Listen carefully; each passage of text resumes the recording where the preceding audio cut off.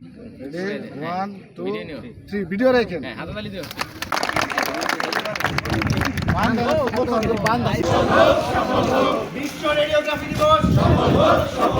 আজকে এই দিবসের প্রতিপাদ্য বিষয় হলো ইমেজিং টেকনোলজিকে আরও উন্নত করে স্বাস্থ্যসেবাকে সর্বোচ্চ পর্যায়ে নেওয়া।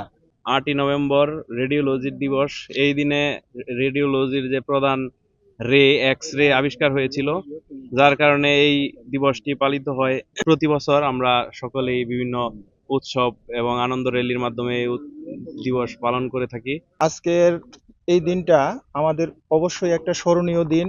1895 সালে এই দিন প্রথম এক্স রে আবিষ্কার হয় এবং এর মাধ্যমে বিভিন্ন উপাদানগুলো আমরা পেয়েছি, যা আমাদের চিকিৎসার স্বার্থের জন্য অত্যন্ত দরকারি।